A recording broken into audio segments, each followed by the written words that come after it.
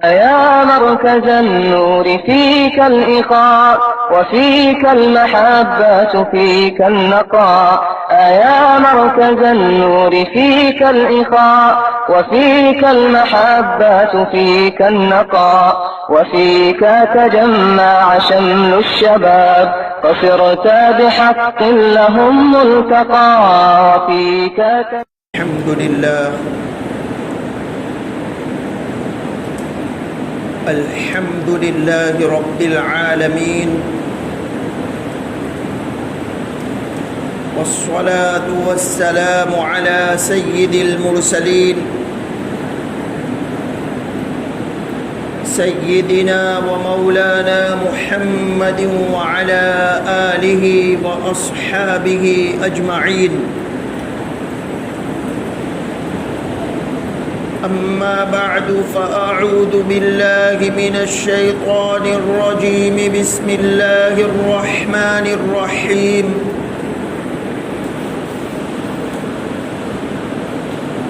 زعم الذين كفروا أن لن يبعثوا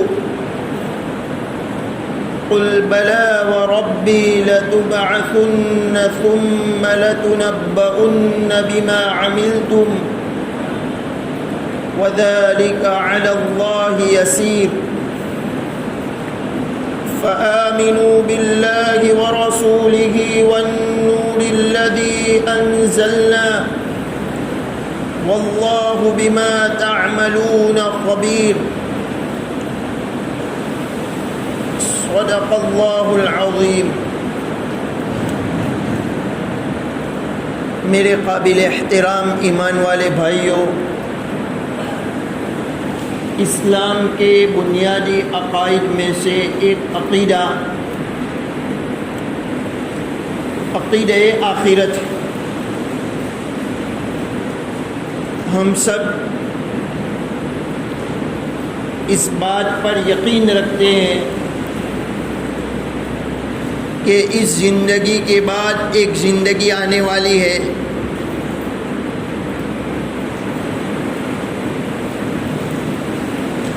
موت کے بعد دوبارہ زندہ ہونا ہے۔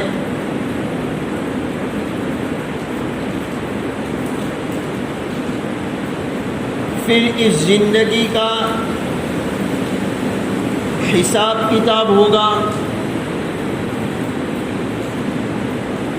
خوش قسمت اور سعید لوگ ہمیشہ جنت میں رہیں گے، کفار منافقین جہنم میں رہیں گے۔ عام طور پر کفار اور منکرین، انکار کرنے والے، بعد الموت یعنی موت کے بعد دوبارہ زندگی کے بارے میں انکار اور تکذیب کی راہ اپناتے ہیں، اس کا انکار کرتے ہیں۔ ان کی عقل میں یہ بات نہیں آتی ہے کہ جو اللہ رب العالمین خلاق دو جہاں انسان کو پہلی مرتبہ پیدا کر سکتے ہیں، اس کے لیے دوبارہ زندہ کرنا کیا مشکل ہے۔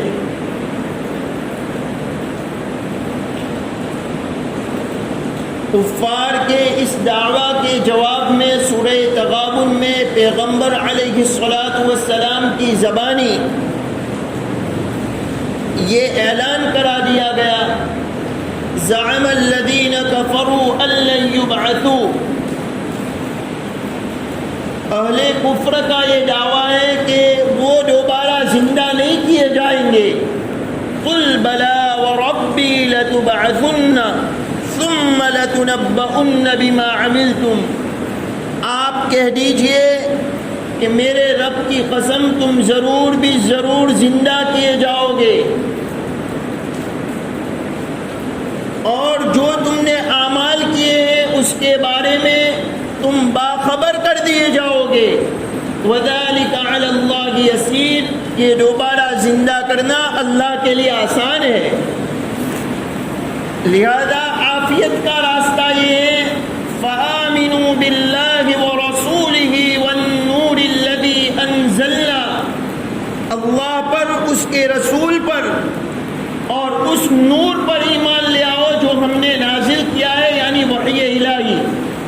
واللہ بما تعملون خبیر، اللہ تمہارے اعمال کی اللہ کو پوری خبر ہے، تم جو کر رہے ہو تمہارے اعمال کی اللہ تبارک و تعالیٰ کو پوری خبر ہے۔ ان آیات میں متنبع کر دیا گیا کہ تم زندہ بھی کیے جاؤ گے، تمہارا حساب اور کتاب بھی ہوگا، جس نے نیکی کی ہوگی اس کا نتیجہ وہ دیکھ لے گا، جس نے بدی کی ہوگی اس کا انجام اور پریرام بھی وہ دیکھ لے گا۔ فَمَن يَعْمَلْ مِثْقَالَ ذَرَّةٍ خَيْرًا يَرَهُ، ایک ذرہ برابر اگر نیکی کی ہوگی اس کا نتیجہ بھی وہ دیکھ لے گا۔ وَمَن يَعْمَلْ مِثْقَالَ ذَرَّةٍ شَرًّا يَرَهُ، ایک ذرہ برابر شر کیا ہوگا، برائی کی ہوگی، اس کا انجام بھی وہ دیکھ لے گا۔ اللہ تبارک و تعالیٰ کو تو ہر چیز کی خبر ہے، اگلی چیز کی بھی خبر ہے، پچھلی چیز کی بھی خبر ہے۔ اللہ تبارک و تعالیٰ کا علم محیط ہے، اس کے علم سے کوئی چیز خارج نہیں ہے، کوئی چیز باہر نہیں ہے، اس کے علم سے کوئی چیز خارج نہیں ہے، اس کے علم سے کوئی چیز باہر نہیں ہے۔ لیکن اتمام حجت کے لیے اللہ تبارک و تعالیٰ نے 3 طرح کے انتظامات فرمائے ہیں تاکہ کسی کو انکار کا موقع ہی نہ رہے، کوئی انکار نہ کر سکے۔ پہلا نظام یہ ہے کہ ہر انسان کے ساتھ دن اور رات کے لیے 2 فرشتے مقرر کر دیے گئے ہیں، ان کا کام ہی یہ ہے کہ انسان جو کچھ کرتا ہے وہ لکھتے ہیں۔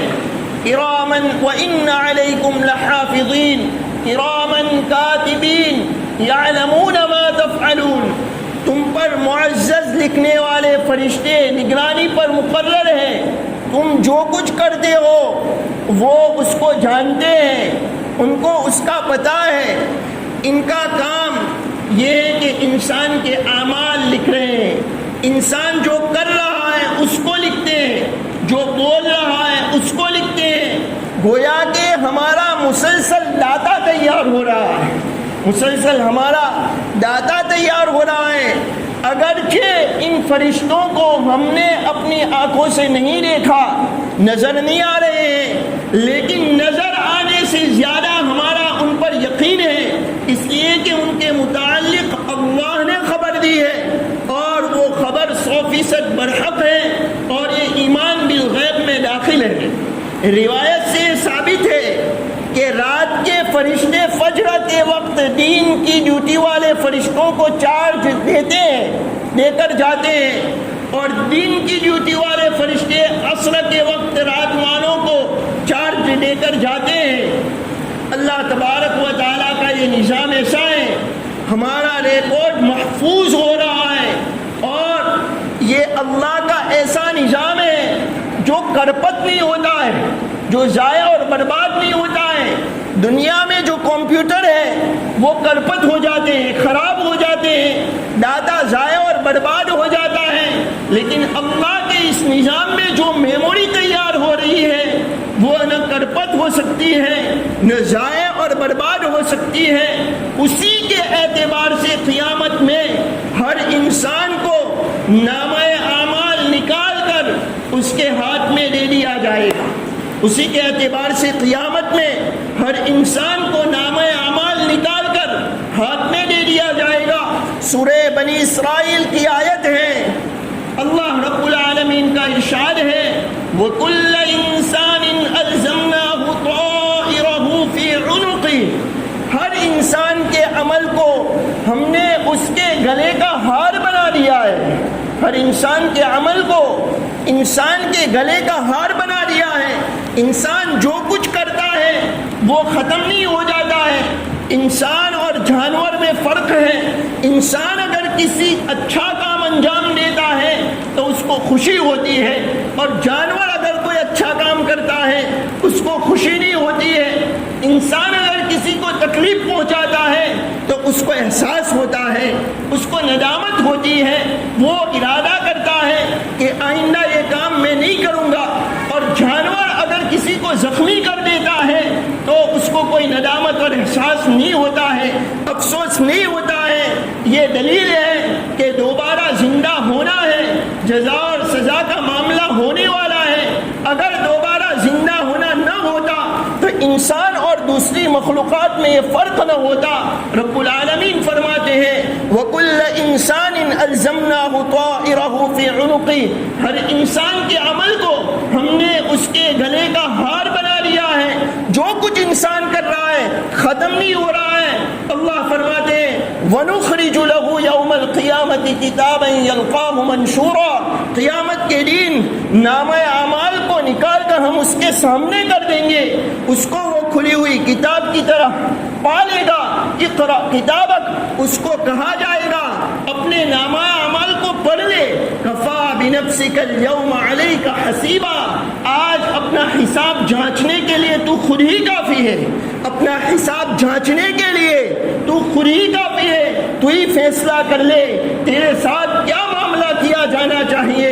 اقرأ کتابک کفا بنفسک اليوم علیک حسیبا۔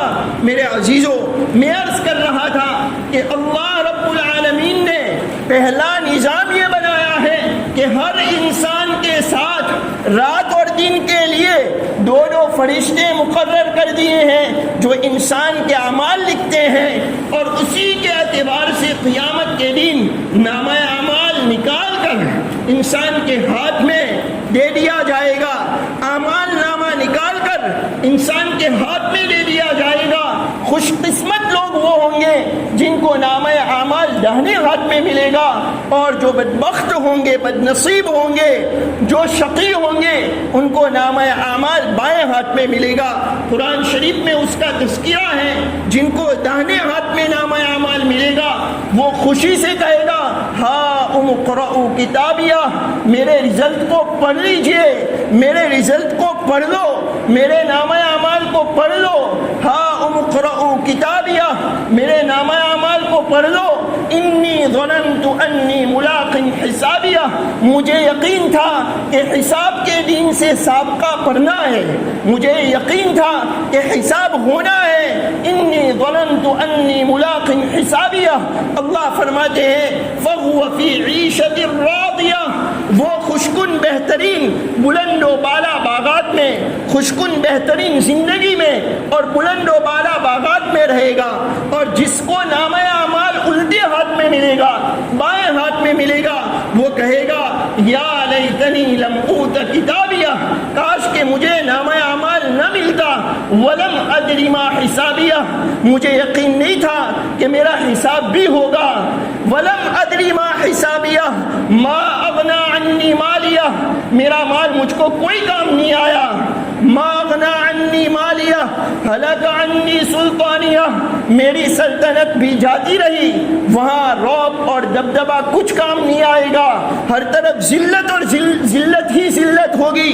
اس لیے میرے عزیزو، اس کا تقاضا یہ ہے، ہمارا یہ یقین ہے کہ فرشتے ہمارے عمل کو لکھ رہے ہیں، ہمارے بول کو لکھ رہے ہیں، خلوت میں جہاں کوئی انسان ہمیں نہیں دیکھ رہا ہے، جہاں پر کوئی ہمارا دوست اور دشمن ہمیں نہیں دیکھ رہا ہے، جہاں پر کوئی مرد اور عورت نہیں دیکھ رہا ہے، وہاں پر بھی فرشتے ہماری حرکت کو لکھ رہے ہیں، ہمارے بول کو لکھ رہے ہیں، ہمارے کام کو لکھ رہے ہیں۔ اس لیے اس ایمان اور یقین کا تقاضا یہ ہے کہ ہماری خلوت بھی ہم صحیح کر لیں، جہاں رات کے اندھیرے میں اور جنگل بیابان میں اور رات کی تاریکی میں اور تنہائی میں اور گھر کے کونے میں کوئی دیکھنے والا نہ ہو، اس وقت بھی ہم اللہ سے ڈر کر گناہ سے بچنے والے بنے، نیکی کرنے والے بنے، ذکر کرنے والے بنے، تلاوت کرنے والے بنے، اللہ کو یاد کرنے والے بنے، توبہ کرنے والے بنے، آخرت کی فکر کرنے والے بنے، آنسو بہانے والے بنے،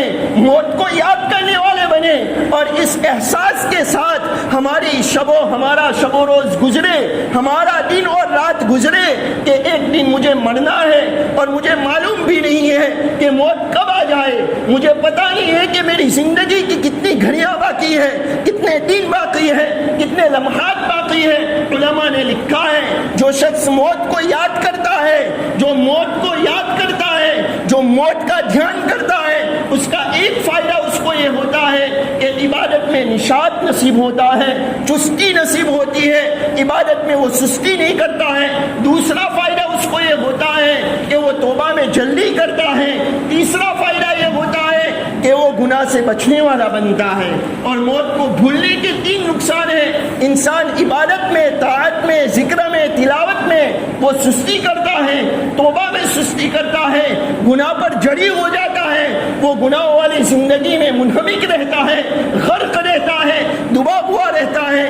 اس لیے میرے عزیزوں، اس کا تقاضا یہ ہے کہ ہم خلوت اور جلوت میں اللہ کی نافرمانی سے بچنے والے بن جائے۔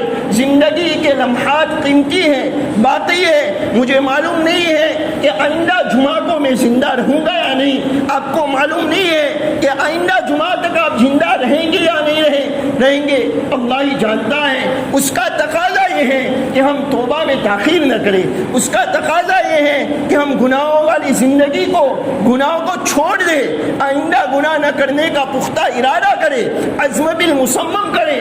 یہ اللہ نے پہلا نظام بنایا ہے کہ فرشتے لکھ رہے ہیں، ایک نیکی لکھتا ہے اور ایک بدی لکھتا ہے۔ ایک فرشتہ نیکی لکھ رہا ہے، ایک فرشتہ گناہ لکھ رہا ہے۔ دوسرا نظام اللہ نے یہ بنایا ہے، قیامت کے دن منہ پر مہر لگ جائے گی۔ سورہ یاسین شریف میں اس کا تذکرہ ہے، الیوم نختم علی افواہہم، آج ہم ان کے منہوں پر مہر لگا دیں گے، وتکلمنا ایدیہم، ان کے ہاتھ ہم سے گفتگو کریں گے، ان کے ہاتھ گفتگو کریں گے، وتشہد ارجلہم، اور ان کے پاؤں گواہی دیں گے، بما کانوا یکسبون، ان کاموں کی جو کیا کرتے تھے۔ ہاتھ گواہی دیں گے، پاؤں گواہی دیں گے، جو انسان کر رہا ہے، جو انسان نے کام کیے ہیں، جو انسان نے حرکتیں کی ہے، جو انسان نے اعمال کیے ہیں، اس کی گواہی ہاتھ دیں گے، اس کی گواہی پاؤں دیں گے۔ انسان ان اعضاء سے کہے گا کہ دنیا میں تو تم بولتے نہیں تھے، آج گواہی دینے کے لیے آ گئے۔ وہ کہیں گے ہمیں اس ذات نے بولنے کی طاقت عطا فرمائی ہے جس نے پوری دنیا کو بولنے کی طاقت عطا فرمائی۔ انسان کو اقرار کے سوا کوئی چارہ نہیں ہوگا، اقرار کرنا پڑے گا، اس کو قبول کرنا پڑے گا۔ یہ دوسرا نظام رب العالمین نے بنایا۔ تیسرا نظام یہ ہے کہ جس زمین پر انسان کوئی کام کرتا ہے وہ زمین گواہی دے گی۔ سورہ زلزال کی آیت ہے، یومئذ تحدث اخبارہا، اس روز زمین اپنی خبریں بیان کرے گی۔ اگر کوئی نماز پڑھتا ہے زمین اس کی بھی گواہی دے گی، سجدہ کرتا ہے اس کی بھی گواہی دے گی، کسی کی مدد کرتا ہے اس کی بھی گواہی دے گی، جو بھی اچھا کام کرتا ہے زمین اس کی گواہی دے گی۔ اور اگر زنا کرتا ہے، چوری کرتا ہے، ظلم کرتا ہے، کسی کی زمین دبا رہا ہے، کسی کے مال کو ہڑپ کر رہا ہے، کسی کو ستا رہا ہے، کسی کی غیبت کر رہا ہے، کسی کی چغلی کر رہا ہے، دوستوں میں اور مسلمان بھائیوں میں پھوٹ ڈالنے کی کوشش کر رہا ہے، تکبر کر رہا ہے، اطراء چل رہا ہے، اپنے آپ کو بڑا سمجھ رہا ہے، لوگوں کو حقیر سمجھ رہا ہے، اس کی بھی گواہی زمین دے گی۔ یومئذ تحدث اخبارہا، اس روز زمین اپنی خبریں بیان کرے گی۔ میرے عزیزوں، میرے ایمان والے بھائیوں، میں عرض کر رہا تھا، ثم لتنبؤن بما عملتم، اس روز تم نے جو اعمال کیے ہیں اس کے بارے میں تم کو باخبر کر دیا جائے گا، پھر جزا اور سزا کا اعلان کیا جائے گا۔ کسی کو جزا ملے گی، اچھا بدلہ ملے گا، اور کسی کو سزا ملے گی، کوئی عذاب میں مبتلا ہوگا۔ جس دن یہ جزا اور سزا کا اعلان ہوگا، جس دن یہ جزا اور سزا کا اعلان ہوگا، اس دن کو یوم التغابن کہا گیا ہے۔ سورت پورے قرآن شریف میں پوری ایک سورت ہے سورہ تغابن، اس دن کو یوم التغابن کہا گیا۔ تغابن کا کیا مطلب ہے؟ شیخ الہند نور اللہ مرقدہ اس کا مطلب بیان کرتے ہیں، ہار اور جیت کا دن۔ بہت سے لوگ جیتیں گے، جنہوں نے ایمان لا کر نیک اعمال کیے وہ لوگ جیتیں گے، اور جو ایمان سے محروم رہے، نیک اعمال سے محروم رہے، وہ ہاریں گے۔ حضرت تھانوی نور اللہ مرقدہ نے اس کا ترجمہ کیا، نفع اور نقصان کے ظاہر ہونے کا دن، نفع اور نقصان ظاہر ہوگا۔ اور بعض لوگوں نے اس کی تعبیر کی کہ حسرت کا دن ہوگا، افسوس کا دن ہوگا۔ کافر بھی حسرت اور افسوس کرے گا کہ کاش میں دنیا میں ایمان لے آتا، اور جنتی بھی افسوس کرے گا اس گھڑی پر جو گھڑی اس نے اللہ کے ذکر کے بغیر گزاری ہوگی، جنتی اہل جنت اور جو جنت میں داخل ہوگا وہ بھی افسوس اور حسرت کرے گا اس گھڑی اور اس لمحے پر جو اس نے اللہ کے ذکر کے بغیر گزاری ہوگی۔ اس لیے بخاری شریف کی روایت ہے، امام بخاری رحمۃ اللہ علیہ نے کتاب الرقاق میں اس روایت کو نقل کیا ہے، نعمتان مغبون فیہما کثیر من الناس الصحۃ والفراغ، دو نعمتیں ایسی ہیں جس کے بارے میں اکثر لوگ دھوکے میں ہیں۔ ہمارے سامنے ہمارے بھائی بیمار ہو رہے ہیں، دنیا سے رخصت ہو رہے ہیں، کتنے رخصت ہو گئے لیکن ہم سبق لینے کے لیے تیار نہیں ہیں، ہم عبرت حاصل کرنے کے لیے تیار نہیں ہیں۔ پہلی والی زندگی میں اور بعد والی زندگی میں کوئی تبدیلی، کوئی چینجنگ اور کوئی اچھا صالح انقلاب برپا نہیں ہو رہا ہے۔ وجہ یہ ہے آخرت سے غفلت ہے، وجہ یہ ہے دنیا کی محبت میں ہم غرق ہو چکے ہیں، وجہ یہ ہے مال کی محبت میں ہم ڈوب چکے ہیں، وجہ یہ ہے آخرت کا جو یقین ہونا چاہیے وہ یقین نہیں ہے۔ میرے عزیزوں، یہ حالات، یہ بیماریاں، یہ دنیا سے جوانوں کا رخصت ہونا، بچوں کا رخصت ہونا، بوڑھوں کا رخصت ہونا، اجیر عمر والوں کا رخصت ہونا، یہ ہمارے لیے عبرت ہے، اس میں درس ہے کہ تمہارا بھی یہ وقت آنے والا ہے۔ ہو سکتا ہے تم 1 سال کے مہمان ہو سکتا ہے 1 مہینے کے مہمان ہو، توبہ کر لو، حقوق اللہ کی ادائیگی کی فکر کر لو، حقوق العباد کی ادائیگی کی فکر کر لو، اس بات کی فکر کر لو کہ جب آخری وقت آئے اللہ راضی ہو، کسی بندے یا بندی کا واجب الادا حق باقی نہ ہو، جب آخری وقت آئے ہم ایمان اور سنت پر دنیا سے رخصت ہو، جب آخری وقت آئے تو کلمے کے ساتھ دنیا سے رخصت ہو، جب آخری وقت آئے حسن خاتمہ کی دولت سے ہم مالا مال ہو جائے، اس کی فکر کرنے کا وقت ہے۔ روایت میں عرض کر رہا تھا، نعمتان مغبون فیہما کثیر من الناس، 2 نعمتیں ایسی ہیں جس کے بارے میں اکثر لوگ دھوکے میں ہیں، ایک تندرستی کی نعمت اور ایک خالی وقت کی نعمت۔ تندرستی کی نعمت جب ہوتی ہے انسان گناہوں میں اس کو لگاتا ہے، اپنی آنکھوں کو گناہوں میں استعمال کرتا ہے، اپنی زبان کو گناہوں میں استعمال کرتا ہے، ہاتھ اور پاؤں کو گناہوں میں استعمال کرتا ہے، دل و دماغ کو گندی سوچ میں استعمال کرتا ہے، حسد میں استعمال کرتا ہے، تکبر میں استعمال کرتا ہے، کسی کو ستانے میں استعمال کرتا ہے۔ یہ تندرستی کی قیمت اس کو ہوتی ہے جو تندرستی سے محروم ہو جاتا ہے، جو چارپائی میں پڑا رہتا ہے، جس کو اٹھنے کی طاقت نہیں ہے، جس کو بیٹھنے کی طاقت نہیں ہے، 2 رکعت کھڑے ہو کر پڑھنے کی طاقت نہیں ہے، اس کو احساس ہوتا ہے تندرستی کتنی بڑی نعمت ہے۔ خالی وقت کی نعمت، انسان درود شریف پڑھ سکتا ہے، خالی وقت میں انسان ذکر کر سکتا ہے، انسان اللہ کی تسبیح کر سکتا ہے، تلاوت کر سکتا ہے، علم دین سیکھ سکتا ہے۔ اس وقت کو انسان گیم کھیلنے میں، فضولیات میں، اسکور میں، میچوں میں اور فضول حرکتوں میں اس وقت کو برباد کرے، یہ اچھی بات نہیں ہے، یہ مسلمان کی شان نہیں ہے۔ من حسن اسلام المرء ترکہ ما لا یعنی، اچھے مسلمان ہونے کی نشانی یہ ہے کہ لا یعنی چیزوں کو انسان چھوڑ دے، جس میں دنیا اور آخرت کا کوئی فائدہ نہیں ہے، ایسی باتوں کو، ایسے کاموں کو، ایسی چیزوں سے پرہیز کرنے والا بن جائے۔ اللہ پاک مجھے اور آپ کو، پوری امت مسلمہ کو صحیح سمجھ نصیب فرمائے، ایمان سنت پر زندہ رہنا نصیب فرمائے، ایمان سنت پر بہترین موت نصیب فرمائے۔ ہماری آخرت کو اللہ ہمارے لیے، ہماری آخرت میں سرخروئی، کامیابی، ترقی، عزت نصیب فرمائے، اور میدان محشر کی ہر قسم کی رسوائی سے اللہ ہماری اور ہماری نسلوں کی حفاظت فرمائے۔ وآخر دعوانا ان الحمد للہ رب العالمین۔